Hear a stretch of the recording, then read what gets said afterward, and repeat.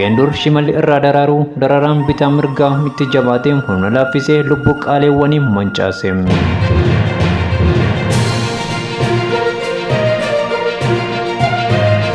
Qeen dur magariisa marra manca'ee jireenya haadha dhiiraa hibboo deebii dhabde ta'e.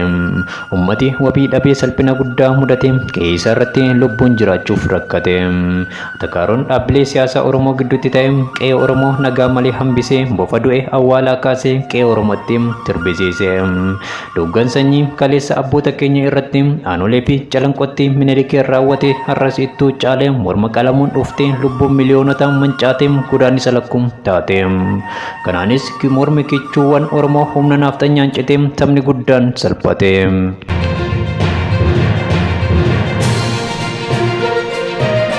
Artist Haacaaluu Hundeessaa nafxanyaan kaleessas diina Oromooti, har'as diina Oromooti, boris diina Oromooti jedhee labsee dubbiin taatee nafxanyaan dabaree waliif laattee harmaa hanga mormaanuu murtee nutti sirbite.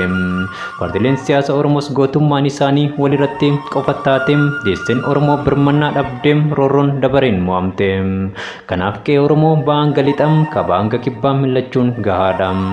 Hordoftoota keenya qophii keenya tibbanaatiin gara qe'ee burqaa guututa salaala isin geessina. Hanga xumuratti nu faana ta'aa affeerraa keenya. Qeen dur asxaa gootummaa Oromoo turte qeen Jeneraal Taaddasaa Birruu agarii tulloo biqilchite salaaleen weerar alagaan qoramtee rakkoo ulfaataa keessummeessite.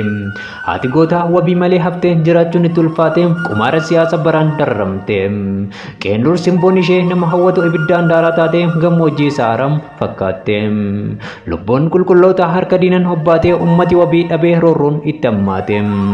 Qeen dur shimalli irraa daraaru dararaan bitaa mirgaa itti jabaatee humna laaffisee lubbuu qaaliiwwanii mancaase. Geerarsi salaalee hafee geerarri jabaatee burqaa guututaa mogoleen laaffe. Qeen dur fardeeniin irra garmaaman salaaleen mormi kichuu itti murame galaana gaddaan liqimfamte.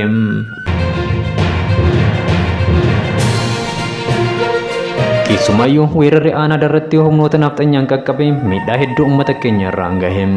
Kanaaf uummati keenya dirmannaa hatattamaa barbaada. Maarree hordoftoota keenya uummata keenyaaf haa birmannuun waamicha qophii keenya tibbanaati. Xumura irratti imimmaan haadha dhiiraa galaana ta'e isaan haa nyaatu, dhiigni Oromootaa qumaara siyaasaaf dhangala'e isaan haa galaafatu. Gatiin aarsaa abbaa bilisummaa Oromoof walabummaa Oromiyaa haa taatu. Turtiin waliin qabaattaniif galatooma. Horaa bulaa deebanaa.